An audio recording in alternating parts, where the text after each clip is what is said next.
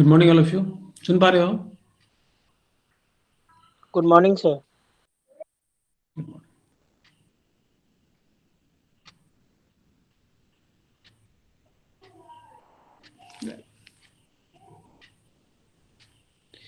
चलो हम लोग जो है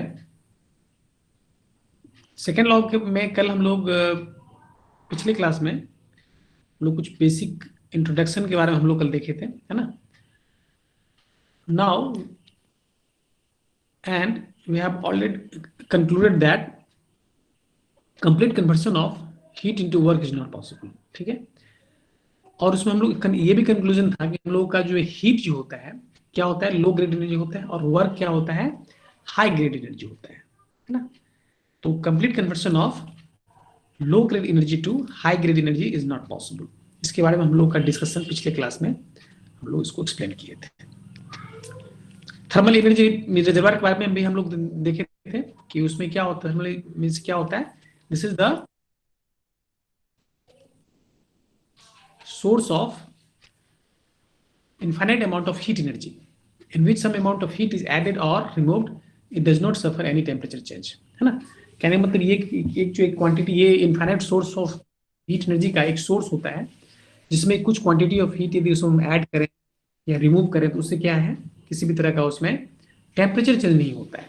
this is the basic concept of thermal energy reservoir. ठीक है, सुन पा रहे हो? Yes sir. ओके।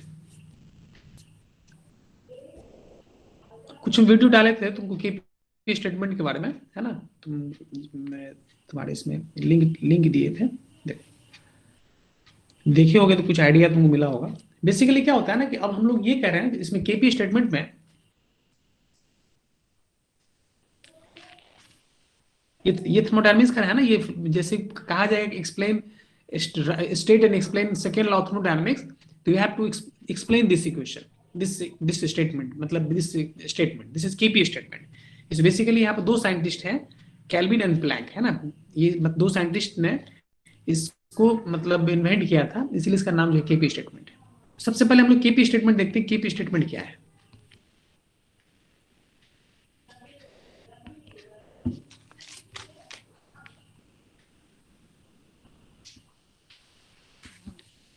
ठीक है, तो केपी स्टेटमेंट में क्या है ना कि इसमें बेसिकली क्या होता है ना,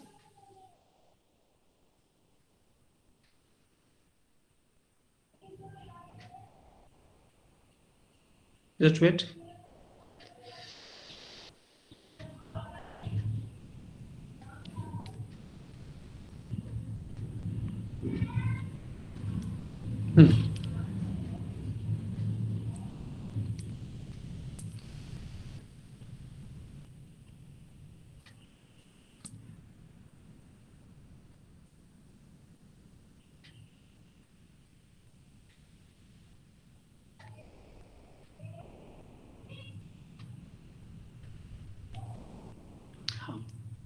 तो हम लोग यहाँ पे केपी स्टेटमेंट के बारे में देखेंगे।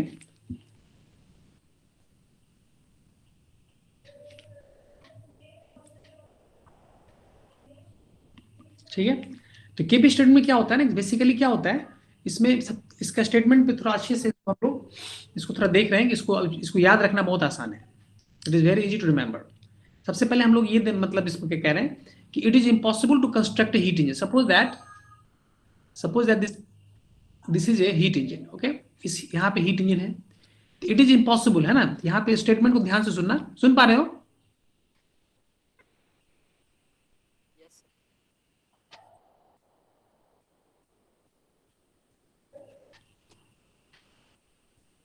सुन पा रहे हो?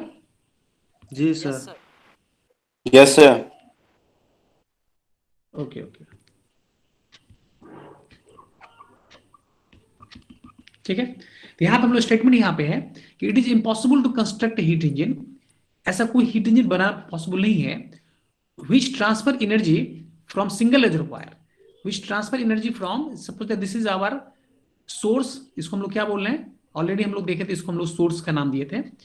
तो ये दिस इज सोर्स, है ना।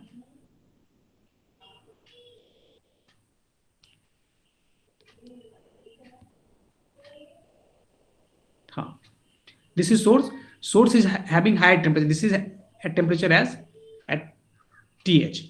So it is impossible to construct a heat engine which which produces equivalent work while transferring heat from single reservoir. क्योंकि यहाँ पे क्या है ना, यहाँ पे रेजर्वायर जो है, यहाँ पे ये जो हीट इंजन है ये सिंगल रिजर्वायर, यहाँ पे क्या कर रहा है, it extract this Q amount of heat.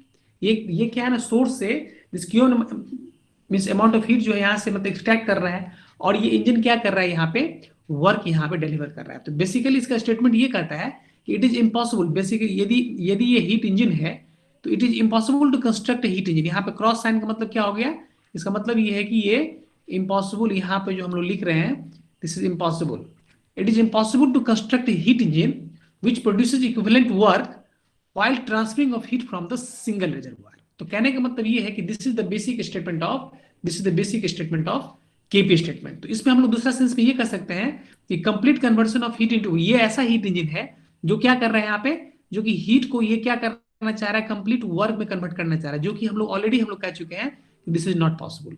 Means complete conversion of heat into work is not possible. Is it clear? समझ पा रहे हो? समझ पा रहे हो?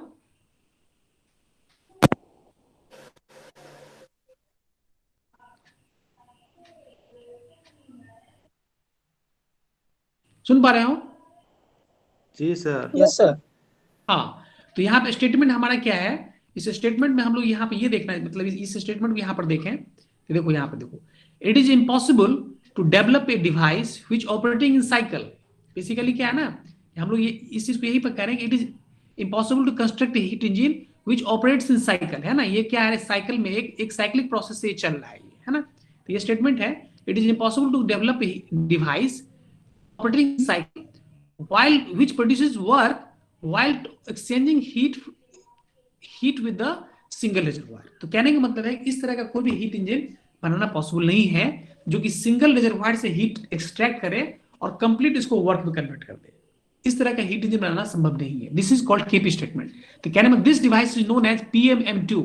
इस तरह के डिवाइस हम लोग क्या बोलते हैं, PMM2 बोलते हैं। इस तरह की हीट इंजन जो है आप हम लोग दिखा रहे हैं, इस इंजन को हम लोग क्या बोलते हैं, PMM2 बोलते हैं, है ना। इसको बोलते हैं perpetual motion machine of second kind of heat engine, perpetual motion machine of second kind of heat engine. This is KP statement. Is clear? सुन पा रहे हो? तो इसमें केपी स्टेटमेंट को याद रखना बहुत आसान है।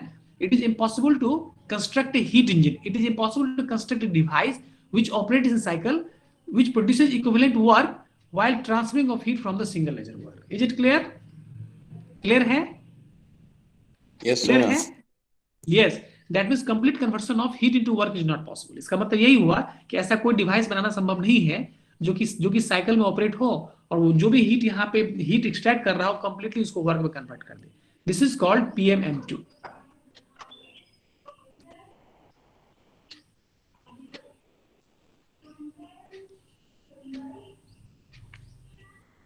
ठीक है, तो कहने मतलब ये है कि ये इस तरह के इंजन में जो हीट इंजन बनाना जो है इज पॉसिबल नहीं। This is PMM2 is not possible. And deficiency of PMM2 क्या होगा, यहाँ पे 100% हो जाएगा। आखिर पॉसिबल क्यों नहीं है? क्योंकि यहाँ पे क्या होगा ना कि वट एवर हीट इज यहाँ पे, यहाँ तो देख रहे हो इस तरह का यदि कोई डिवाइस बनेगा तो इफिशियंसी क्या हो जाएगा, आउटपुट बाय इफिशियंसी क्या होता है, आउटपुट बाय Input. इनपुट। तो कहने मतलब जो भी यहाँ पे वर्क जो इंजन जो डिवाइस डिलीवर कर रहा है ना, वो यहाँ पे हीट इनपुट यहाँ पे जो है, यहाँ पे हीट सप्लाई है, आउटपुट जो है W है। तो ये दोनों यदि यहाँ पे हो जाएगा, क्या हो जाएगा, ये क्या हो जाएगा, ये 1 हो जाएगा। दैट मींस इफिशियंसी क्या हो जाएगी, यहाँ पे 100% हो जाएगी। तो कहने का मतलब ये इफिशियंसी जो है यहाँ पे, इसको हम 1 होगा तो कहने मतलब क्या होगा, इफिशियंसी क्या हो जाएगा, 100% हो जाएगा। तो किसी भी ऐसा कोई भी इंजन पॉसिबल नहीं है जिसकी इफिशियंसी क्या होगी, 100% हो सकता है कि नहीं। तो कहने इसीलिए ये डिवाइस जो है पॉसिबल नहीं है। क्लियर है? समझ में आ रहा है? यस समझ सर। पा रहे हो? Yes sir. This is called KP statement. अब यहाँ पर क्वेश्चन उठता है कि भाई केपी स्टेटमेंट पॉसिबल, तो आखिर इसको हम लोग, थोड़ा सा सिस्टम में कुछ हैंग कर रहा है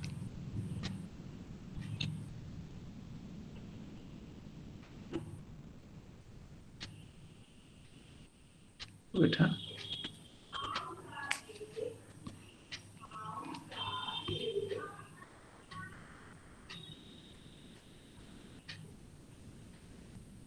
थोड़ा वेट कर लो, हाँ थोड़ा सा सिस्टम को थोड़ा सा इसको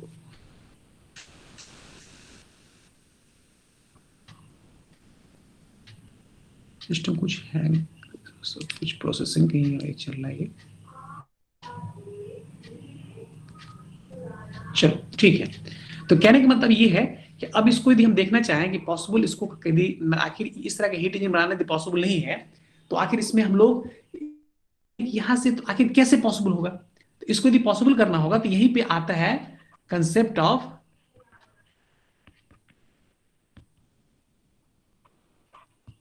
हीट इंजन। यहीं से इसी केपी स्टेटमेंट से क्या हो रहा है ना, यहाँ पे हीट इंजन का कंसेप्ट डेवलप हो रहा है। ये हीट इंजन का ये केपी स्टेटमेंट से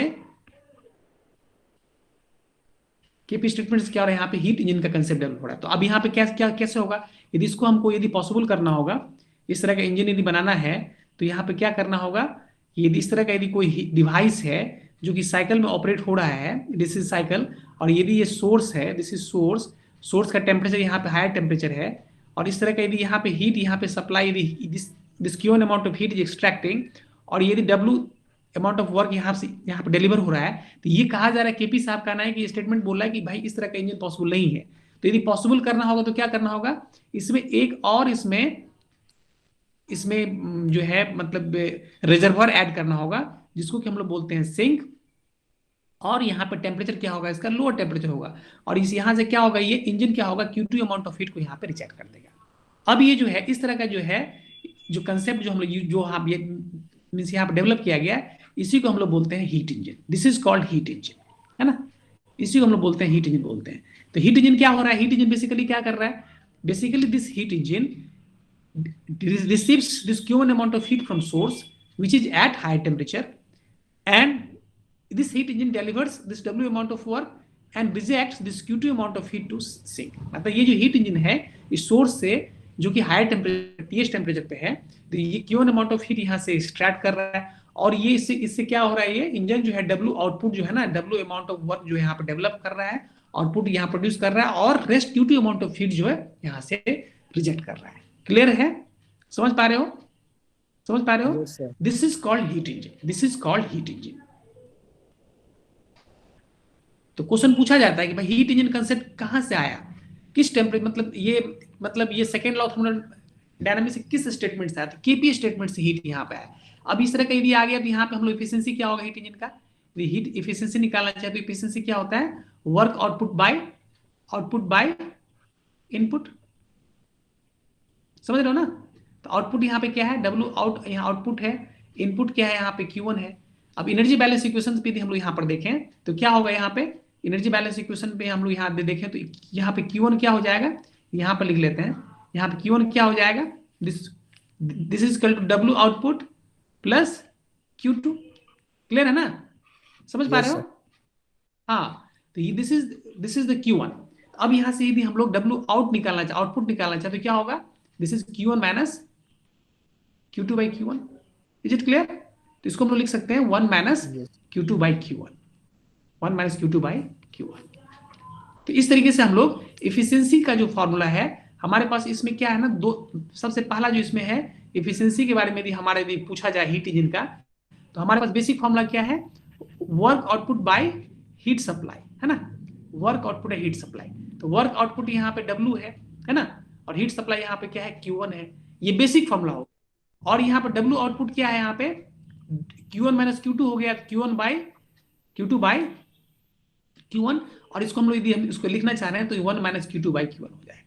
ये all equations all are formula of efficiency of heat engine. अब तो को ध्यान ये रखना है कि this equation is valid for both reversible and irreversible heat engine. Recording है ना, हाँ, this valid for both reversible and irreversible heat engine. इसको ध्यान में रखना है, क्योंकि यहाँ पे क्या है ना, एफिशिएंसी किसके टर्म में आ रहा है, ये एफिशिएंसी जो है इस इक्वेशन में हम लोग हम क्या कर रहे हैं, efficiency is function of heat transfer. Efficiency क्या है, फंक्शन किसमें है, हीट के फंक्शन में है। इसीलिए जब भी एफिशिएंसी यदि लो मतलब हीट के फंक्शन में हो तो क्या होगा, ये it is valid for both reversible and reversible and irreversible heat engine. ठीक है, तो इस तरीके से हम लोग यहाँ पे हम लोग देख पा रहे हैं कि इफिशियंसी कैसे हम लोग निकालते हैं हीट इंजन का। Is it clear? कोई दिक्कत तो नहीं है? Yes, sir. Clear. हाँ, तो यहाँ पे हम लोग आगे बढ़ेंगे। तो यहाँ पे सब एक्सप्लेन किया हुआ स्लाइड में,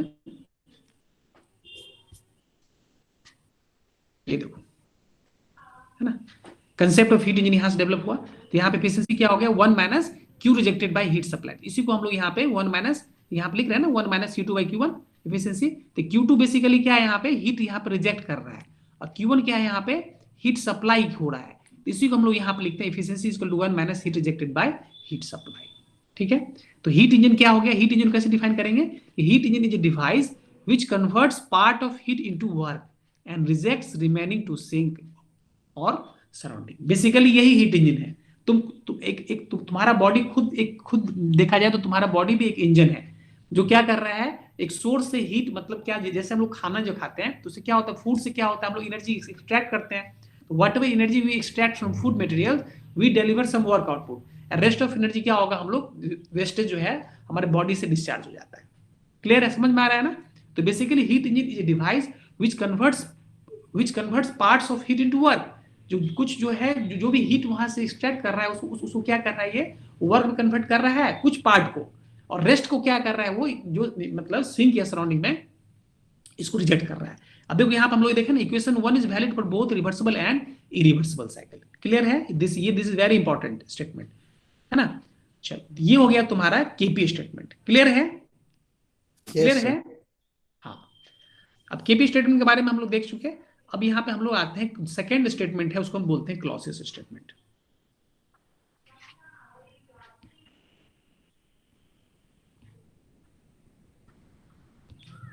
देख पा रहे हो? सिंपल है। देखो, अब तुम थोड़ा सा क्या है ना, तुम फर्स्ट लॉ तक जो है ना, थोड़ा सा चीजें, बहुत थोड़ा सा कंसेप्ट ज्यादा है, कंसेप्ट सब जगह है, लेकिन उसमें क्या है ना, तो फॉर्मूला है, बेसिक चीज थोड़ा, जैसे तुम आगे बढ़ोगे ना, थोड़ा सा तुमको अब थोड़ा सा इजियर, तुम कंफर्ट जोन में तुम जाओगे, तुमको लगेगा तुम यहाँ पर ज्यादा तुमको मतलब है ना, मतलब थोड़ा सा तुमको इजी फील होगा। क्लॉसियस स्टेटमेंट, तो क्लॉसियस स्टेटमेंट भी सबसे पहले वही चीज है।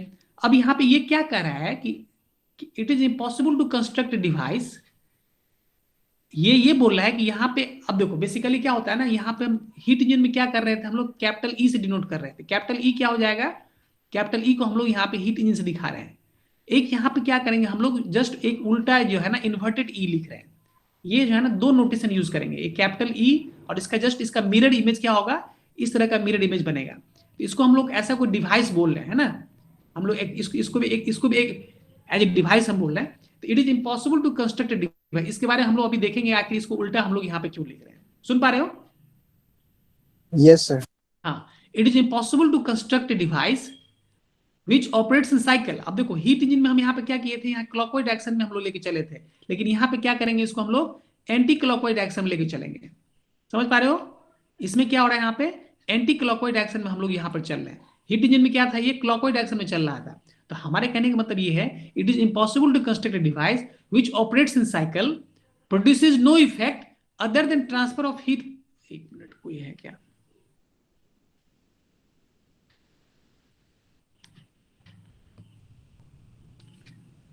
हाँ, तो इट इज इम्पॉसिबल टू, थोड़ा टाइम पे आओ भाई, टाइम पे आओ, अदरवाइज कोई बेनिफिट नहीं है। इस तरह से क्लास में इन करके कोई बेनिफिट नहीं है, इसलिए हम तुमको 15 मिनट पहले तुमको लिंक भेज रहे हैं।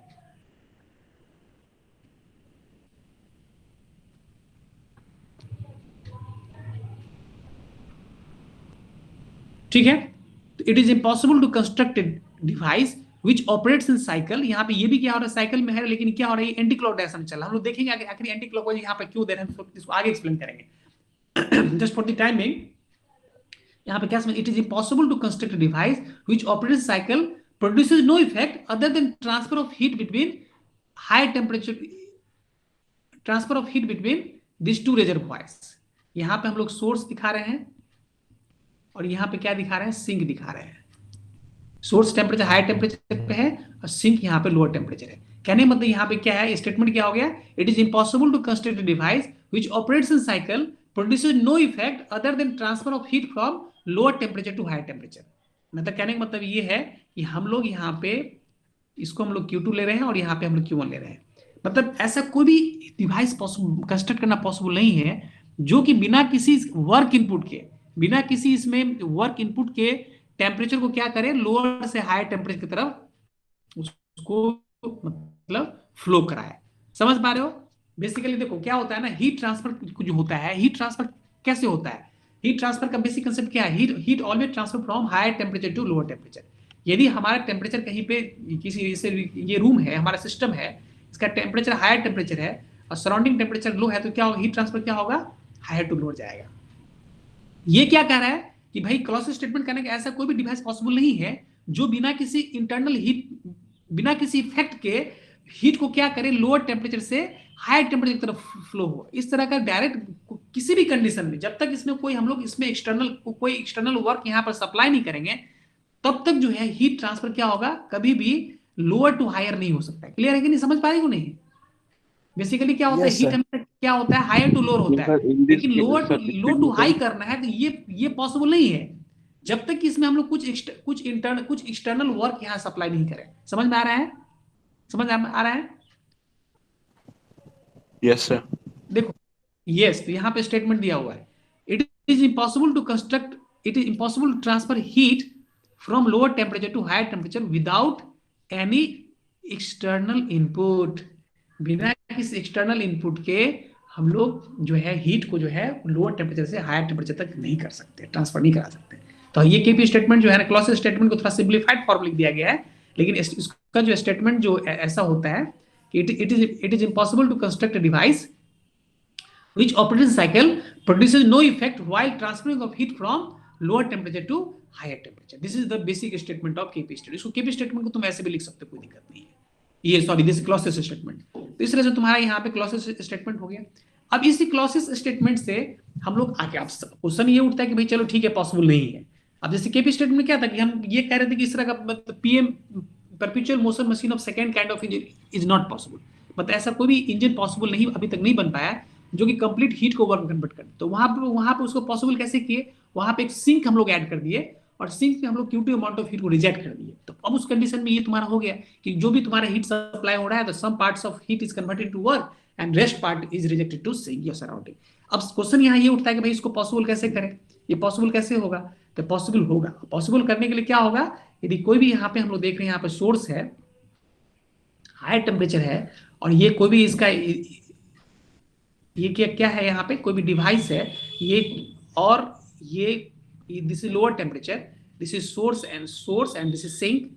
तो यहां से ये पॉसिबल कब होगा, ये पॉसिबल कब होगा, पॉसिबल कब होगा, जब इसमें हम लोग कोई भी इसमें क्या करें, इसमें क्या करेंगे, हम लोग कोई यहाँ पे वर्क इनपुट यहाँ पे सप्लाई कर, यस, यदि पावर इनपुट हम सप्लाई कर दें, पावर इनपुट क्या करें हम लोग सप्लाई कर दें। देखो बेसिकली क्या होता है ना, तुम्हारे घर में जो फ्रिज तुम देखते हो, फ्रिज क्या करता है, रेफ्रिजरेटर क्या करता है, रेफ्रिजरेटर का काम क्या है, रेफ्रिजरेटर क्या करता है, जो भी तुम घर में, जो भी तुम्हारे पास, जैसे कि तुम फ्रिज में डाल दो, चिलर में डाल दो, पानी क्या होता है, यदि ये वाटर है, ठीक है, ये वाटर है, और आफ्टर 1 आवर ये क्या हो गया, ये आइस में कन्वर्ट हो गया। किस में कन्वर्ट हो गया, आइस में कन्वर्ट हो गया। तो ये वाटर आइस में कन्वर्ट होने का मतलब क्या है, इसमें से क्या किया गया, इससे हीट को यहां से एक्सट्रैक्ट किया गया। हीट को क्या किया गया, यहाँ पे हीट को यहाँ पे एक्सट्रैक्ट किया जा रहा है। जब तक पानी से हम लोग उसका लेटेंट हीट को एक्सट्रैक्ट नहीं करेंगे, तब तक ये आइस में कन्वर्ट नहीं होगा। Is it clear? Yes, sir. समझ रहे हो? अब देखो ये तुम्हारा रेफ्रिजरेटर है, तो सपोज सर हीट ही सर, हेलो सर, हाँ बोलो बोलो। तो सर हीट ही सर, हीट को ही ट्रांसफर किया गया सर कोल्ड में। किस में? हीट जैसे बोले सर, हीट को ट्रांसफर किया गया, आइस तब बना, तो हाँ, मेनली हीट को हीट वहां ही से ट्रांसफर हुआ, तब बिल्कुल आइस वहां बना से, सर। बिल्कुल बिल्कुल वाटर से हमको हीट को एक्सट्रैक्ट किया जा रहा है, उसमें से हीट को एक्सट्रैक्ट करेंगे तभी जाके वाटर क्या होगा, आइस में कन्वर्ट होगा। कैसे हम लोग, तुम देखते हो जैसे आइस को हम लोग, जैसे क्या आइस को हम लोग यदि आइस क्यूब को हम लोग बाहर रख देते हैं, तो क्या होता है, वो उस आइस क्यूब क्या होता है, मेल्ट होकर वाटर में कन्वर्ट हो जाता है। मतलब क्या हो गया, आइस क्यूब जो है वाटर में मेल्ट तभी होगा जब उस आइस में हम लोग हीट को हम लोग सप्लाई करेंगे। समझ में आ रहा है कि नहीं? जैसे ही वो जैसे तुम्हारे इन्वायरमेंट के कांटेक्ट में आता है तो इन्वायरमेंट में क्या टेम्परेचर ज्यादा है ना? तो जैसे ही वो तो हायर टेम्परेचर कांटेक्ट में आइस आता है तो क्या होता है, उसमें हीट सप्लाई होता है। तो हीट सप्लाई करेंगे तो क्या होगा, वो आइस किस में कन्वर्ट हो जाएगा, वाटर में कन्वर्ट हो जाएगा। सिमिलरली क्या है कि जब वाटर को आइस में करना है तो बेसिकली क्या करना होता है, उसमें हमको हीट को वहां से सक करना होता है। तो देखो बेसिकली रेफ्रिजरेटर क्या करता है, रेफ्रिजरेटर में जैसे तुम वाटर डाल दिए, ये तुम्हारा वाटर है, ये टेम्परेचर वाटर क्या है यहाँ पर 20 डिग्री सेंटीग्रेड है, और ये तुम्हारा आउटसाइड टेम्परेचर सपोज तुम्हारा गर्मी का समय है, टेम्परेचर क्या है यहाँ पे, तुम्हारा आउटसाइड टेम्परेचर तुम्हारा 40 डिग्री सेंटीग्रेड है। तो बेसिकली ये क्या रेफ्रिजरेटर क्या करता है ना, इस वाटर से क्या करता है, हीट को सक करके बाहर की तरफ फेंकता है। ये रेफ्रिजरेटर क्या करता है, रेफ्रिजरेटर काम क्या है, जो वाटर से क्या करेगा, जो हीट है उसको सक करेगा और क्या होगा, ये बाहर की तरफ ये सप्लाई करता है, फेंकता है बाहर की तरफ। तो इसमें क्या होगा, ये जो बाहर की तरफ जो ये हीट को बाहर फेंकेगा, तो यहाँ तुम देखो यहाँ टेम्परेचर क्या हो रहा है, यहाँ पे हीट ट्रांसफर कहाँ से कहाँ हो रहा है, लोअर टू हायर हो रहा है। कहां से कहां हो रहा है हीट ट्रांसफर, कहां से कहां तक हो रहा है, लोअर से हायर की तरफ हो रहा है। क्योंकि वाटर का टेम्परेचर 20 डिग्री सेंटीग्रेड है और आउटर टेम्परेचर यहाँ पे 40 डिग्री सेंटीग्रेड है, तो बेसिकली हीट ट्रांसफर कहां से कहां होना चाहिए, 40 to 20 होना चाहिए। लेकिन रेफ्रिजरेटर में क्या होता है ना, तुम देखते हो कि एक तुम्हारा सॉकेट होता है जिसमें कि तुमको एक कॉर्ड होता है, जिसमें कि इसमें तुम्हारा 3 पिन लगा होता है, 3 पिन लगा होता है ना। तो इस 3 पिन को जब तुम इस बोर्ड में जब तुम यहाँ पर इन करते हो, इसको डालते हो और तुम पावर को ऑन करते हो, पावर ऑन करते हो, तो क्या होता है, ये क्या रेफ्रिजरेटर रन स्टार्ट हो जाता है। और जैसे रेफ्रिजरेटर रन होगा तो क्या करेगा ये, अब ये क्या करेगा, ये यहां से हीट ट्रांसफर क्या करेगा, लोअर से हायर की तरफ यहां सप्लाई करना स्टार्ट कर देगा। समझ रहे हो, समझ रहे हो, सुन पा रहे हो? Yes, sir. Yes sir. Yes, sir.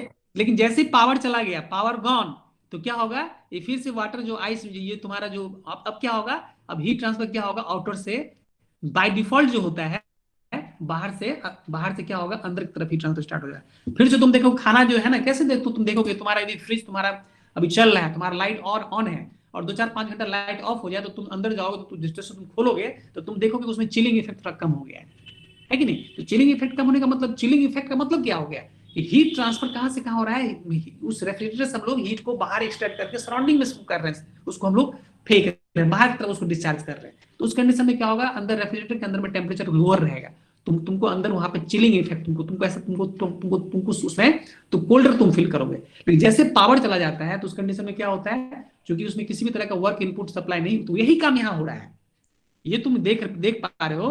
तो बेसिकली ये डिवाइस क्या है, ये डिवाइस क्या है, या तो रेफ्रिजरेटर हो सकता है या तो हीट पंप हो सकता है। हम लोग अभी आगे बात करेंगे। तो यदि हम कहने का मतलब है कि इस तरह का हीट इंजन, इस तरह का डिवाइस पॉसिबल तब होगा क्योंकि यहाँ पे क्या हो रहा है, यहाँ पे हीट ट्रांसफर कहाँ क्या हो रहा है, लोअर से हायर की तरफ हो रहा है। तो लोअर से हायर तरफ तभी होगा जब इसको हम इस डिवाइस को हम लोग बाहर से कुछ वर्क इनपुट सप्लाई करें या इसमें पावर इनपुट हम लोग इसमें सप्लाई करेंगे, तभी जाके इस तरह का चीज पॉसिबल है, जैसे कि हम लोग फ्रिज में देख रहे हैं। क्लियर है, क्लियर है? Yes sir. Yes, sir. Yes तो this is called concept of heat engine. अब यही से सॉरी ये अब यही से हम लोग यहाँ पर रेफ्रिजरेटर की तरफ बढ़ते हैं। तो कहने का मतलब केपी स्टेटमेंट, ये तुम्हारा क्लॉसियस स्टेटमेंट क्या बोल रहा है, क्लॉसियस साहब का कहना है कि ऐसा कोई भी डिवाइस पॉसिबल नहीं है जो कि बाय डिफॉल्ट क्या हो, जो हीट को लोअर टेम्परेचर से हायर टेम्परेचर तक उसको ट्रांसफर कर सके। ये पॉसिबल कब होगा, जब हमको एक्सटर्नल से हम लोग कुछ वर्क सप्लाई करें, कुछ वर्क इसमें वर्क इनपुट हम लोग दें, तो दिस कॉल्ड इसी। अब यहीं से हम लोग आते हैं, यहां से हम लोग आते हैं रेफ्रिजरेटर के बारे में हम लोग यहां से समझने की कोशिश करते हैं। अब यहीं से डेवलप होता है कंसेप्ट ऑफ रेफ्रिजरेटर। अब देखो रेफ्रिजरेटर में क्या करना होता है, अब सबसे पहले इस डायग्राम को तो बना लो। अब इसी डायग्राम से तुम्हारा रेफ्रिजरेटर भी निकलेगा और हीट पंप भी आएगा। पहले हम लोग यहाँ रेफ्रिजरेटर को देखते हैं। दिस इज द डिवाइस, ये एंटी क्लॉकवाइज डायरेक्शन में चल रहा है। ये दिस इज Q1,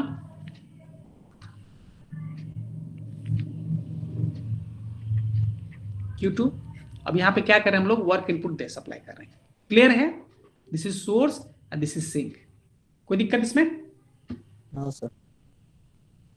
अब देखो, अब यदि हमारा सिस्टम, यदि मेरा सिस्टम यदि ये हो जाए, दिस इज माय सिस्टम,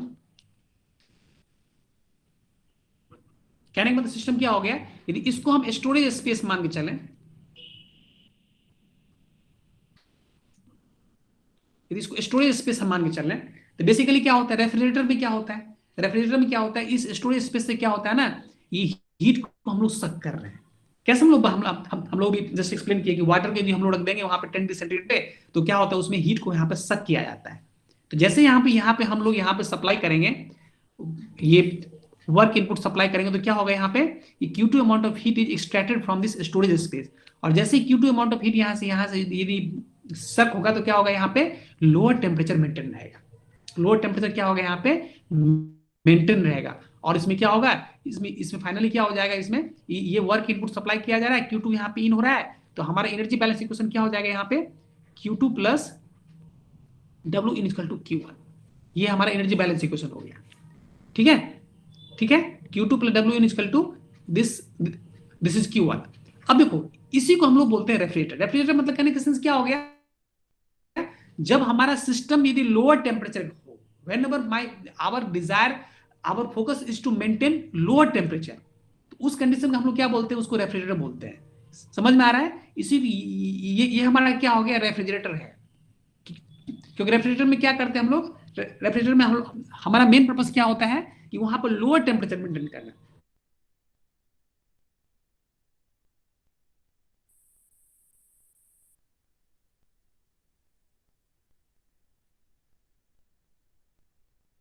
ये तो बेसिकली सुन पा रहे हो? Yes sir.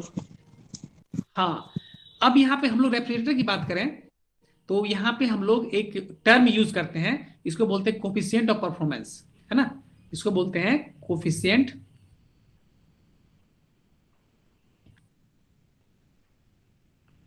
परफॉर्मेंस। ये सीओपी हम लोग यूज करते हैं। तो कोफिशिएंट ऑफ परफॉर्मेंस सीओपी क्या होता है ना, हम लोग हीट इंजन में क्या कर रहे थे, हीट इंजन में हम लोग एफिशिएंसी वर्ड यूज कर रहे थे। कोई भी इंजन होता है ना, कोई भी इंजन होता है, कोई भी हीट इंजन है, तो हम लोग क्या बोलते हैं वहां पे एफिशिएंसी निकालते हैं। लेकिन कोई रेफ्रिजरेटर की बात करेंगे तो वहां पे क्या निकालेंगे, सीओपी निकालेंगे। वहां पे एफिशिएंसी नहीं होता, कोफिशिएंट ऑफ परफॉर्मेंस बोलते हैं उसको। तो सीओपी का जो बेसिक फॉर्मूला होता है, ये क्या होता है, this is ratio of desire effect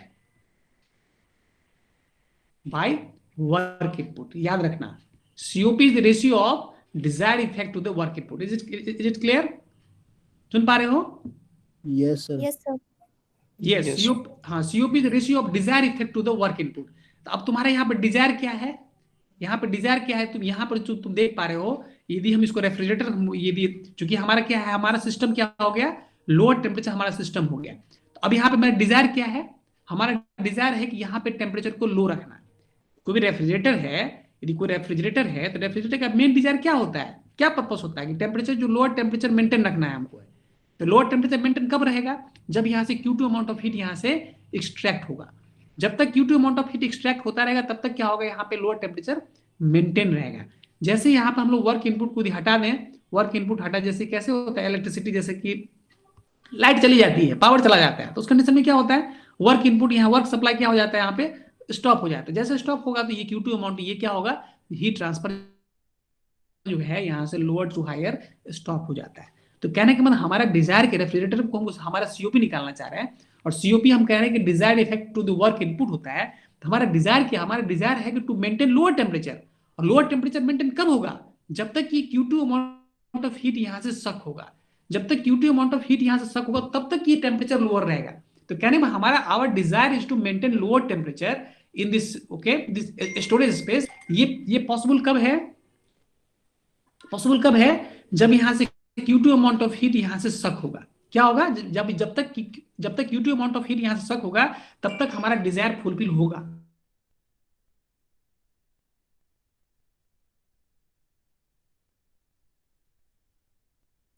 इस इक्वेशन से वर्क इनपुट क्या हो जाएगा, Q1 माइनस Q2 हो जाएगा। तो यहां से हम लोग क्या करेंगे, लिख देंगे Q1 माइनस Q2। तो कहने का मतलब हमारा ये क्या हो गया, इसी को हम लोग बोलते हैं, this is COP of refrigerator. COP और रेफ्रिजरेटर क्या हो गया, सीओपी बेसिकली, सीओपी का बेसिक फॉर्मूला क्या हो गया, desire effect by work input. लेकिन हम रेफ्रिजरेटर की बात करें तो desire effect by work input होगा। और डिजायर इफेक्ट हमारा क्या है, उसको कूल करना है। कूल कब होगा, जब तक Q2 अमाउंट ऑफ हीट यहां से एक्सट्रैक्ट होगा। और वर्क इनपुट क्या है, Q1 माइनस Q2 हो गया। This is COP of refrigerator. Is it clear? समझ पा रहे हो? Yes sir. Sir desire effect नहीं समझ में आया सर। डिजायर, तुम्हारा डिजायर क्या है? एक रेफ्रिजरेटर का तुम्हारा डिजायर मतलब क्या होता है? विल पावर, तुम्हारी क्या इच्छा है, तुम क्या चाहते हो, डिजायर इफेक्ट। तुम्हारा डिजायर क्या है? एक रेफ्रिजरेटर का डिजायर क्या होता है तुम्हारा? आखिर तुम रेफ्रिजरेटर तुम क्यों परचेज करते हो घर में? तुम्हारा जो भी तुम्हारा फूड स्टफ, हाँ, जो भी फूड स्टफ है उसको तुमको लोअर टेम्परेचर पर रखना होता है, वो जल्दी खराब ना हो, उसको ज्यादा दिन तक हम उसको प्रिजर्व कर सके, यही तुम्हारा डिजायर होता है ना। Yes sir. तो डिजायर इफेक्ट यहाँ क्या हो गया? कूलिंग। हमारा डिजायर क्या है? कूल रखना। हमारे सिस्टम में जो हमारा जो रेफ्रिजरेटर है उसके अंदर उसके अंदर के टेम्परेचर को लोअर रखना, दिस इज हमारा डिजायर है, this is your desire, this is the desire effect of refrigerator. Refrigerator का मतलब मेन पर्पस क्या होता है? उसका पर्पस होता है कि उस टेम्परेचर को हमको लोअर रखना है। Is it clear? Yes sir. समझ में आ रहा है ना? तो डिजायर इफेक्ट मतलब क्या हो गया? यहाँ पे डिजायर इफेक्ट रेफ्रिजरेटर के लिए यहाँ क्या हो गया? कूलिंग हो गया। तो कूलिंग कब होगा? जब तक क्यूटी अमाउंट ऑफ हीट यहाँ से एक्सट्रैक्ट होगा, जब तक क्यूटी अमाउंट ऑफ हीट, तभी तक कूलिंग होगा। जैसे पावर चली जाएगी तो उस कंडीशन में क्या होगा? कूलिंग बंद हो जाएगा। उस कंडीशन में क्या होता है? फिर से हीट ट्रांसफर क्या होता है, मतलब बाहर से अंदर की तरफ होना स्टार्ट हो जाता है। चलो, तो ये तुम्हारा हो गया। अब हम लोग आते हैं, नेक्स्ट है हमारा हीट पंप। हीट पंप, तो हीट पंप जस्ट इसका अपोजिट होता है। अब तुम हीट पंप के बारे में तुम खुद गेस कर सकते हो।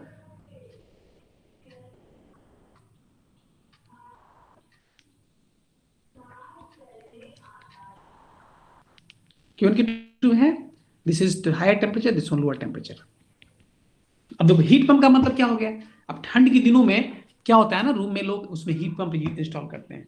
तो हीट पंप में अब जस्ट बोलो कि यहाँ पर डिजायर क्या है। यदि हीट पंप की बात करें तो यहाँ पे क्या करेंगे हम लोग? वर्क इनपुट यहाँ पे सप्लाई कर रहे हैं, ठीक है। तो अब हीट पंप की बात करें तो हीट पंप का डिजायर क्या होता है? यदि तुम रूम में तुम आकर हीटर क्यों इंस्टॉल करते हो, हीट पंप क्यों इंस्टॉल करते हो? To maintain high temperature. इसमें क्या होगा? सिस्टम क्या हो जाएगा? This is your system. समझ में आ रहा है? Yes sir. रेफ्रिजरेटर में क्या सिस्टम था? हाँ, रेफ्रिजरेटर में मेरा लोअर टेम्परेचर मेरा सिस्टम था, लेकिन अब हीट पंप में क्या हो गया? हमारा टेम्परेचर हो गया यहाँ पे, हमारा सिस्टम हो गया हायर टेम्परेचर जो, ठीक है। तो इस कंडीशन में ये कब तक पॉसिबल है? कब तक ये हीट होता रहेगा? तो हीट पंप का मेन पर्पस क्या है? हीट पंप का मेन पर्पस क्या होता है? यहाँ डिजायर क्या है? हीटिंग करना। हीटिंग द डिजायर पर्पस क्या है हीट पंप का? तो ये कब तक हीटिंग होगा? जब तक क्यून अमाउंट ऑफ हीट यहाँ पे सप्लाई होता रहेगा। तुम्हारा रूम हीटर तब तक तुम्हारे रूम को गर्म रखेगा जब तक तुम्हारा हीटर चल रहा होगा, जब तक तुम्हारा हीटर जो है ऑन रहेगा, यानी जब तक पावर सप्लाई हो रहा होगा। पावर सप्लाई होगा तो क्या होगा? वो कॉइल हीट होगा, और यदि उस वही जो कॉइल का हीटिंग क्या होता है रूम में ट्रांसफर होता है। तो कहने का मतलब है, यदि हम लोग यहाँ पे सीओपी की बात करें तो सीओपी यहाँ पे क्या होगा? तो desire effect by work input ही होता है। यहाँ डिजायर इफेक्ट क्या होगा? हमारा डिजायर क्या है? डिजायर यहाँ पे हीटिंग है। डिजायर यहाँ पे क्या है? हीट पंप का हीटिंग है। हीटिंग कब तक होगा? जब तक क्यून अमाउंट ऑफ हीट यहाँ से ट्रांसफर होगा। वर्क इनपुट क्या होता है? क्यून माइनस Q2 होता है। तो कहने मतलब सीओपी ऑफ हीट पंप क्या हो जाएगा? This is Q1 divided Q1 minus Q2। याद रखना बहुत आसान है इस फॉर्मूला को। रेफ्रिजरेटर में क्या था? हमारा डिजायर, मेन हमको डिजायर पर देखना है, हमको लोअर टेम्परेचर मेंटेन रखना है। तो ये कब तक होगा? Q2। तो सीओपी और रेफ्रिजरेटर में क्या है? ये Q2 बाय Q1 Q2 है। लेकिन यहाँ पे हीट पंप की बात कर रहे हो तो क्या हो रहा है? Q1 by Q1 Q2। Very simple equation. अब तुमको ध्यान में फाइनली ये रखना है, तो हम लोग इसको हम लोग समराइज करते हैं। ये सीओपी क्या हो गया? Refrigerator, this is Q2 by Q1 minus Q2, और सीओपी हीट पंप क्या हो जाएगा? Q1 by Q1 minus Q2। Once again COP क्या है? सीओपी किसके फंक्शन में है? फंक्शन ऑफ हीट के फंक्शन में है। तो ये फिर क्या हो जाएगा? ये this is applicable for both reversible and irreversible refrigerator and heat. हाँ, रेफ्रिजरेबल एंड हीट पंप, ध्यान रखना है क्योंकि ये हीट के फंक्शन में है ना। तो इसीलिए हम लोग यहाँ पे इस चीज को हम लोग यहाँ पर देख रहे हैं। क्लॉसेस स्टेटमेंट है। रेफ्रिजरेटर में तुम देख रहे हो ना, सेम सारा चीज हम लोग यहाँ पे एक्सप्लेन किए हुए हैं, जो हम लोग डिस्कशन किया ना, सब कुछ यहाँ पे एक्सप्लेन किया। और डिजायर इफेक्ट है ना, तो हमारा ये क्या हो गया?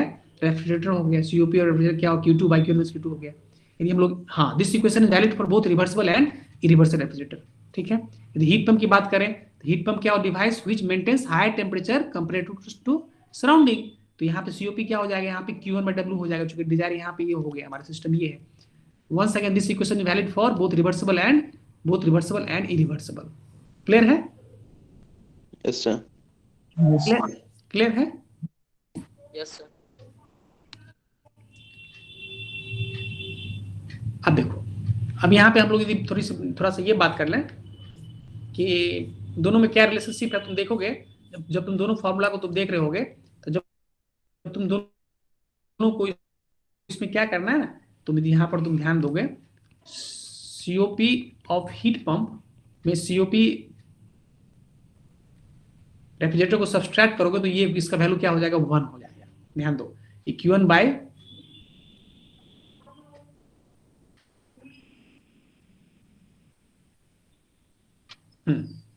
ये क्या है, Q1 बाय Q1-Q2 है, और ये क्या है, Q2 बाय Q1-Q2 है। जब इसको तुम करोगे तो क्या हो जाएगा, Q1-Q2 by Q1-Q2, this is equal to 1। तो कहने का मतलब ये तुम्हारा एक फॉर्मूला हो गया। फॉर्मूला क्या हो गया, COP of heat pump minus COP of refrigerator क्या हो जाएगा, यहां से तुम देख सकते हो। देखो आ जाओ इसमें, डायरेक्ट यहीं पे देखते हैं हम लोग। सीओपी हीट पंप क्या है, Q1 bye Q1-Q2, COP refrigerator क्या Q2 है। ये दोनों को सब्सट्रैक्ट कर रहे हैं तो क्या हो रहा है, यहाँ पे 1 हो जा रहा है। तो फाइनल इक्वेशन क्या, तुम्हारे पास एक फॉर्मूला यहाँ पे क्या डेवलप हो गया कि COP of heat pump this is equal to 1 plus COP of refrigerator. Is it clear? यदि सीओपी रेफ्रिजरेटर का सीओपी दिया हुआ है तो हीट पंप का निकालना तो क्या करना होगा, सीधे 1 ऐड कर देना है। तुम्हारा यदि सेम टेम्परेचर लिमिट है, इफ सेम टेम्परेचर लिमिट के बीच यदि कोई तुम्हारा ये काम कर रहा है ना, ये कोई डिवाइस है TH और this one is Q1 work input, ठीक है। अभी इसमें यदि हम लोग रेफ्रिजरेटर का सीओपी यदि मुझे पता है, यदि रेफ्रिजरेटर का सीओपी हमको पता है 6 है, तो यदि हमको हीट पंप का निकालना होगा तो क्या करेंगे, इसमें 1 प्लस सीओपी, इसमें हम लोग यदि इसमें हम लोग 1 ऐड कर देंगे तो क्या होगा, हीट पंप का यहाँ पे सीओपी निकल जाएगा। Is it clear? Yes sir. Sir हाँ, तो उल्टा ले लेते तो COP R minus COP heat हो सकता है इसे। उल्टा करो तो माइनस हो जाएगा ना, 5। वो माइनस हो जाएगा। तो ऐसे नहीं करना है तुमको, दोनों को सीओपी, हीट पंप का सीओपी हमेशा ज्यादा होता है रेफ्रिजरेटर से, है ना। इससे हम लोग ये भी यहाँ पे कंक्लूजन निकल रहा है, COP of heat pump is always greater than COP of refrigerator. हाँ, ये पूछा जाता है ऑब्जेक्टिव में तुम्हारा आ सकता है। तो सीओपी ऑफ हीट पंप और रेफ्रिजरेटर का जो सब्सट्रैक्ट करेंगे तो इसका वैल्यू क्या हो जाएगा, 1 हो जाएगा। और ये तुम्हारा तुम्हारा एक इंपॉर्टेंट और इजी फॉर्मूला है। दोनों स्टेटमेंट क्या है, ये दोनों स्टेटमेंट पैरेलल है। जो क्लॉसियस और जो केपी स्टेटमेंट, दोनों क्या है, दोनों सिमिलर चीज, दोनों स्टेटमेंट सिमिलर है ना। ये चीज यहाँ पे लिखा हुआ है टू शो दैट, यहाँ पे क्या होता है, यहाँ पे एक्चुअली यहाँ पूछा गया, डेरिवेशन पूछा गया है, to show that the KP statement and Clausius statement are parallel statement of second law theorem. दोनों स्टेटमेंट क्या है, पैरेलल है। इस डायग्राम को तुम लोग थोड़ा सा खुद से समझ के थोड़ा सा कोशिश करो, और तुमको नेक्स्ट क्लास में इसको हम डिस्कस करेंगे। इसको जो है ना, तुमको इस पर तुमको ये देखना है, तुमको ये इस पे एनालिसिस करना है कि आखिर ये दोनों पैरेलल कैसे है। तुम्हारे सामने उसका एक्सप्लेनेशन दिया हुआ है, इस एक्सप्लेनेशन को तुमको देख के समझना है और तुमको खुद से तुमको बताना है कि इसमें कैसे दोनों पैरेलल है। इसको हम लोग नेक्स्ट क्लास में, तुमको यदि उसमें कोई दिक्कत होगी इसको नेक्स्ट क्लास में हम डिस्कस करेंगे, लेकिन फॉर द टाइम तुमको बताना है कि आखिर कैसे हुआ इस डायग्राम के हेल्प से। क्लियर है? ठीक है। हाँ, ओके सर। हाँ, अब देखो नेक्स्ट हम लोग आगे बढ़ रहे हैं। टाइम कितना हो गया? 45। ठीक है, हम लोग अभी इस सेशन को हम यहीं पे ड्रॉप करते हैं, क्योंकि वहाँ पे नेक्स्ट 10:50। अच्छा, नो तुम्हारा तो ये भी अभी कौन सा क्लास अभी आगे है? Fluid mechanics sir. Fluid mechanics है, चलो ठीक है, लिंक आएगा तो बता देना, ठीक है। नहीं फ्लूइड नहीं है सर, वो सीईएस का है सर। चलो ठीक है, जो भी क्लास है उसका लिंक आएगा तो तुम यहाँ से क्विट हो जाना, ठीक है। हम लोग थोड़ा सा आगे बढ़ते हैं। हाँ, अब हम लोग आते हैं, बहुत इंपॉर्टेंट साइकिल है Carnot cycle. This is very important interesting cycle, है ना। तो इस कार्नोट साइकिल में सबसे पहला चीज ये है कि बेसिकली इसमें 4 प्रोसेस होता है। कार्नोट साइकिल में ये हम लोग थोड़ा सा देखें इसको, इसमें 4 प्रोसेस होता है। ये प्रोसेस 1 to 2 जो है ये क्या है, आइसोथर्मल हीट एडिशन है। आइसोथर्मली क्या कर रहे हैं यहाँ पे हम लोग हीट, इसमें क्या कर रहे हैं हम लोग हीट यहाँ पे सप्लाई कर रहे हैं। तो पहला प्रोसेस क्या हो गया, isothermal heat addition. Is it clear? First अब तुम इसको तुम एनालिसिस कर सकते हो कि हीट एडिशन में क्या होता है। आइसोथर्मल एक्सपेंशन इसको बोलते हैं। Isothermal process 1 to 2। Is it clear? देख पा रहे हो ना प्रोसेस 1 to 2।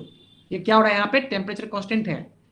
इसमें कार्नोट साइकिल के बारे में पूछा ही जाता है, बहुत इंपॉर्टेंट साइकिल है ये। तो बेसिकली इसमें 4 प्रोसेस होता है। इसमें पहला प्रोसेस क्या है, आइसोथर्मल हीट एडिशन है। नेक्स्ट प्रोसेस क्या है, जब 2 to 3, अगला प्रोसेस जो है वो क्या है, ये तुम्हारा 2 to 3, ये क्या हो जाएगा, थोड़ा आगे बढ़ा लो, 2 to 3, ये इसको ना बोलते हैं एडिबेटिक एक्सपेंशन। इसमें क्या होता है कि एडिबेटिक जो है यहाँ पे एक्सपेंड हो रहा है। यहाँ पे क्या हो रहा है, एडिबेटिक यहाँ पे एक्सपेंशन हो रहा है। Is it clear? Is it clear? समझ पा रहे हो? Yes sir, yes sir. Yes. तो कहने मतलब नेक्स्ट प्रोसेस जो 2 to 3 है, यहाँ पे क्या हो रहा है, ये यहाँ पे ये क्या हो रहा है, एडिबेटिक एक्सपेंशन है ना, एडिबेटिक एक्सपेंशन है। अब यहाँ पे चलो, यहाँ पे जस्ट अब यहाँ पे हम लोग देखते हैं 3 to 4 में। तो यहाँ 3 to 4 में क्या हो गया, ये फिर से आइसोथर्मल यहाँ पे हीट रिजेक्शन, यहाँ पे क्या हो रहा है, हीट यहाँ पे रिजेक्ट हो रहा है 3 to 4 में। ठीक है, 3 to 4। और फिर 4 to 1 में क्या हो रहा है, ये आइसेंट्रोपिक कंप्रेशन हो रहा है। आइसेंट्रोपिक क्या हो रहा है, इसमें कंप्रेशन हो रहा है। बेसिकली इसमें 4 प्रोसेस है। This Carnot cycle basically constitutes 4 processes. First process is heat is added isothermally. After addition of heat, the next process is this air is expanded reversibly isentropically, है ना, reversibly adiabatically। तो उसमें next process क्या है, वहां पे reversible एडिबेटिक expansion है 2 to 3 में। फिर एक्सपैंड होने के बाद क्या कर रहे हैं, उसमें हम लोग हीट रिजेक्ट कर रहे हैं। 3 to 4 में क्या हो रहा है, यहाँ पे हीट यहाँ पे रिजेक्ट किया जा रहा है, वो भी आइसोथर्मली यहाँ पे हीट रिजेक्ट कर रहे हैं। और लास्ट जो प्रोसेस 4 to 1 क्या है, उसमें हम लोग आइसेंट्रोपिक कंप्रेशन कर रहे हैं। तो बेसिकली इसमें कार्नोट साइकिल में क्या हो गया, 4 प्रोसेस है यहाँ पे लिखा हुआ है ना। 1 to 2 isothermal expansion, heat addition. 2 to 3 adiabatic expansion, reversible adiabatic है। एडिबेटिक में यहाँ पे थोड़ा सा ध्यान रखना ये है कि हम लोग यहाँ पे इसको रिवर्सिबल, ये रिवर्सिबल है ना, रिवर्सिबल एडिबेटिक एक्सपेंशन। 3 to 4 जितना भी है ये सारा रिवर्सिबल ही है, इसलिए हम लोग यहाँ पे रिवर्सिबल वर्ड यूज नहीं कर रहे हैं, लेकिन चारों प्रोसेस क्या है यहाँ पर रिवर्सिबल ही है। फिर यहाँ पे 2 to 3 और 3 to 4 में क्या, आइसोथर्मल क्या हो गया, कंप्रेशन हो गया। मतलब क्या हो गया, यहाँ पे हीट यहाँ पर रिजेक्ट हो रहा है, आइसोथर्मली हीट यहाँ पर रिजेक्ट किया जा रहा है। अब 4 to 1 में क्या हो रहा है, यहाँ पे एडिबेटिक कंप्रेशन हो रहा है। 4 to 1 में एडिबेटिक कंप्रेशन हो रहा है। तो इस तरीके से हम लोग देख रहे हैं कि बेसिक कार्नोट साइकिल में कितने प्रोसेस हैं, 4 प्रोसेस है। 2 रिवर्सिबल आइसोथर्मल प्रोसेस है और 2 रिवर्सिबल एडिबेटिक प्रोसेस है। Is it clear? 2 reversible isothermal process है और 2 reversible adiabatic process. Is it clear? समझ पा रहे हो? Yes sir. हाँ, तो 2 रिवर्सिबल आइसोथर्मल प्रोसेस में क्या है, एक प्रोसेस क्या है रिवर्सिबल, उसमें क्या है, हम लोग आइसोथर्मल हीट ऐड कर रहे हैं और दूसरे में आइसोथर्मल हीट रिजेक्ट कर रहे हैं। क्लियर है? 2 रिवर्सिबल एडिबेटिक प्रोसेस है, मतलब एक में एक्सपैंड कर रहे हैं और दूसरे में कंप्रेस कर रहे हैं। क्लियर है? ठीक है। बस ऑर्डर तुमको ध्यान रखना है। ऑर्डर ध्यान रखना है कि पहले जो है पहला प्रोसेस में टी कांस्टेंट है, दूसरे प्रोसेस में एस कांस्टेंट है, टीएस है ना, ऐसे याद रखना है टीएस। तो पहला में टी कांस्टेंट है, दूसरे में एस कांस्टेंट है। फिर तीसरे में क्या हो गया, टी कांस्टेंट है और फिर लास्ट में एस कांस्टेंट है। एक में यहाँ पे हीट ऐड हो रहा है तो क्या हो, इसमें हीट रिजेक्ट हो रहा है। जस्ट अपोजिट में क्या हो रहा है, हीट रिजेक्ट हो रहा है। यहाँ पे एक्सपेंड कर रहे हैं तो यहाँ पे कंप्रेशन, जस्ट अपोजिट में क्या हो रहा है, यहाँ पे कंप्रेशन हो रहा है। क्लियर है? Yes sir. क्लियर है? हाँ। अब आइसोथर्मल प्रोसेस क्या होता है ना, अब तो हम लोग बात किए थे, तुमको बहुत स्टार्टिंग में जब थर्मोडायनामिक्स स्टार्ट किए थे, शुरू में हम लोग पढ़े थे कि क्वासीस्टैटिक प्रोसेस के बारे में पढ़े थे। क्वासीस्टैटिक प्रोसेस मतलब क्या होता है, the process which is very slow process.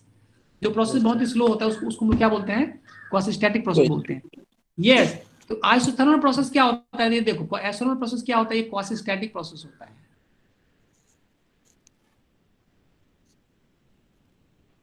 ये बहुत ही स्लो प्रोसेस होता है, देख रहे हो ना क्वासिस्टैटिक आइसोथर्मल। जब फील करो ना, फील करोगे कि भाई आइसोथर्मल हीट एडिशन मतलब तुम हीट ऐड कर रहे हो लेकिन टेम्परेचर कांस्टेंट है। जरा फील करो इस चीज को कि ऐसा प्रोसेस है जिसमें तुम हीट ऐड कर रहे हो लेकिन टेम्परेचर कांस्टेंट है। ये कैसे पॉसिबल है भाई?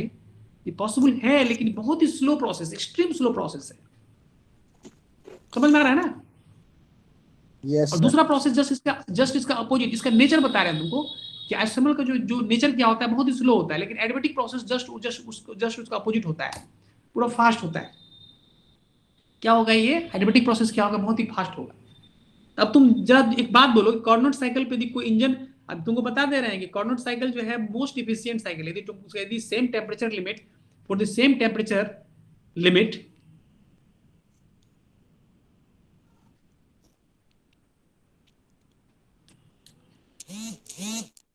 हाँ, यदि हम ये कार्नोट साइकिल की बात करें, यदि कोई कार्नोट इंजन है, ये कार्नोट इंजन है और ये कार्नोट इंजन जो है यहाँ इसको हम लोग हीट सप्लाई कर रहे हैं सोर्स, किससे? सोर्स से। और ये कार्नोट इंजन यहाँ जो है वर्क आउटपुट डिलीवर कर रहा है और यहाँ पे हीट रिजेक्ट कर रहा है, जिसको हम लोग क्या बोल रहे हैं? Q1 Q2 से बोल रहे हैं ना।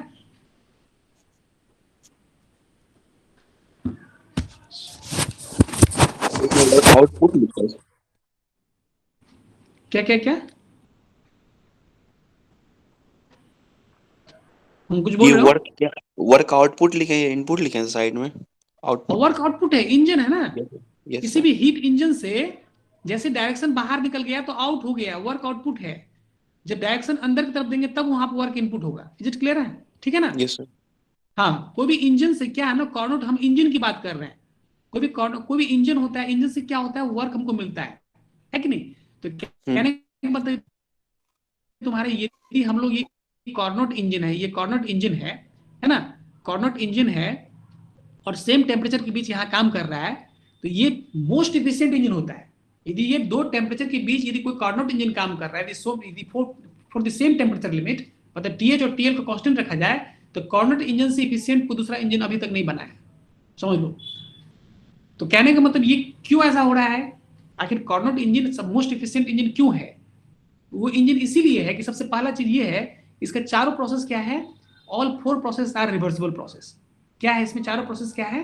रिवर्सिबल है। तो सबसे पहला रिवर्सिबल, जैसे reversible isothermal heat addition, reversible adiabatic expansion, reversible isothermal heat rejection, reversible adiabatic compression. तो जैसे कोई भी प्रोसेस रिवर्सिबल हो गया, दैट मींस क्या हो गया?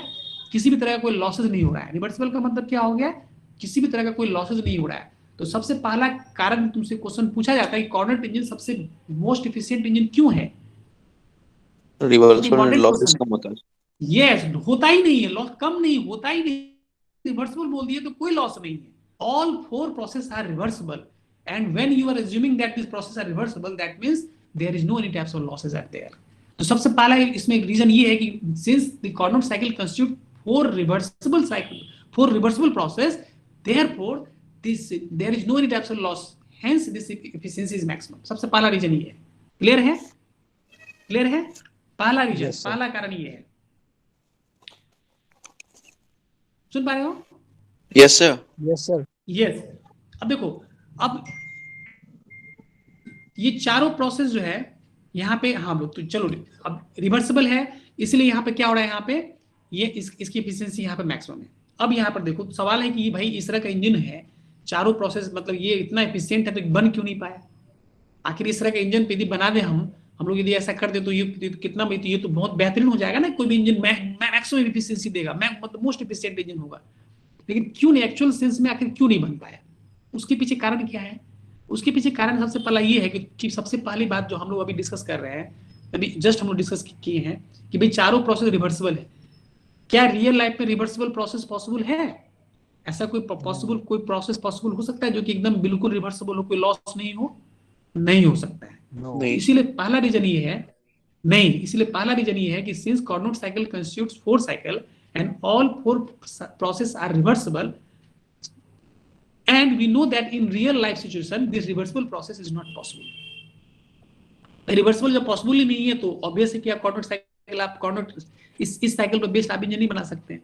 तो पहला रीजन ये हो गया। ठीक है, सुन पा रहे हो? Yes sir. Yes, sir. अब देखो दूसरा प्रॉब्लम, देखो यहाँ पे बहुत इंटरेस्टिंग प्रॉब्लम है। अब तुम प्रोसेस 1 to 2 ऐसा मान चलो तुम ऐसा कोई इंजन बन गया, थोड़ा सा कुछ माइनर लॉस है, चलो लॉसेस को थोड़ा सा नेगलेक्ट कर दिए, और मान चलो कि ऐसा कोई इंजन बना दिया गया जिसमें कि मिनिमम लॉस है, उसको फिर भी उसको कंसीडर करके उसको हम लोग मार्केट में उसको लॉन्च कर दिए। अब तुम देखो पहला 1 to 2 प्रोसेस क्या है, इसमें 4 साइकिल है, मतलब कैसे कोई 4 स्ट्रोक इंजन होता है ना, जस्ट लाइक 4 स्ट्रोक इंजन है, 4 स्ट्रोक मतलब 4 इसमें प्रोसेस है। तो पहला जो प्रोसेस 1 to 2 क्या है भाई, बहुत स्लो है। जब पहला स्ट्रोक स्टार्ट होगा तो तुमको ऐसा फील होगा कि उसमें कुछ हो ही नहीं रहा है, मतलब तुम स्टार्ट कर लिए व्हीकल तो तुमको 1 to 2 में लगेगा कि एकदम तुम आराम से, तुमको लग रहा है कि भाई तो कुछ हो ही नहीं रहा है, यहाँ पे बिल्कुल स्टैटिक हो जाएगा। फिर जैसे ही पहला 1 to 2 प्रोसेस खत्म होगा, नेक्स्ट प्रोसेस 2 to 3 जाएगा तो एकदम समझ लो कि रॉकेट हो जाएगा वो। रॉकेट में तो कुछ भी हो सकता है ना, उस स्पीड में जब वो इस तरह से बहुत फास्ट प्रोसेस है तो भैया उस बीच में कहीं कोई आ गया, तुमको ब्रेक लगाना पड़ गया, सपोज दैट, या कोई स्पीड ब्रेकर है, ऐसा कोई भी है। हालांकि एयर में ये चीज तुम कर सकते हैं, यदि इसको हम एज्यूम करें एयर में, तो एयर में तो ऐसा कुछ नहीं है। हालांकि फिर भी तो कहने का मतलब कि पहला प्रोसेस बहुत स्लो है, तो एकदम बिल्कुल लगेगा कि उसमें तुम सो गए हो, कुछ नहीं हो रहा है। सेकेंड प्रोसेस एकदम फास्ट हो गया, फिर थर्ड प्रोसेस में एकदम लगेगा कि फिर से कुछ नहीं हो रहा है, एकदम रुक गया। अब फोर्थ प्रोसेस में एकदम हवा हो जाओगे, फिर से फोर्थ प्रोसेस एकदम एक्सट्रीम फास्ट प्रोसेस हो गया। तो कहने का मतलब ये है कि तुम ऐसे कोई इंजन कितना वियर्ड होगा, कितना उस पर तुम मतलब तुम अनईजी फील करोगे कि तुम कोई भी इंजन कॉर्नर इंजन पर, ठीक है मानते हैं कि उसकी एफिशिएंसी हमको माइलेज हमको हम मतलब बिल्कुल मैक्सिमम मिलेगा। यदि उसमें 1 लीटर पेट्रोल उसमें डाल देंगे तो मानते हैं कि वो 90 किलोमीटर चलेगा, लेकिन 90 किलोमीटर कॉस्ट में क्या है कि अब तुम स्टार्ट कर रहे हो पहला प्रोसेस, तुम लगेगा भाई कुछ हो ही नहीं रहा है इस इंजन में, ऐसा बिल्कुल स्टैटिक हो गया। क्यों? क्योंकि पहला प्रोसेस क्या हो रहा है, वहां पर रिवर्सिबल हीट एडिशन हो रहा है, आइसोथर्मली वहां पे हीट ऐड कर रहे हैं, तो प्रोसेस में एक बहुत ही स्लो प्रोसेस है। सेकेंड प्रोसेस में एकदम समझ लो कि एकदम उसको क्या बोलते हैं, लॉन्चर लग गया उसमें। फिर थर्ड प्रोसेस में एकदम स्लो हो गया, फिर फोर्थ फिर लॉन्चर लग गया। तो कहने मतलब इस तरह के जो है ना प्रॉब्लम की वजह से ये भी एक कारण है कि चूंकि इसमें एकोमोडेशन बहुत डिफिकल्ट है, too slow and too fast process, the accommodation of too slow, very slow and very fast process are difficult.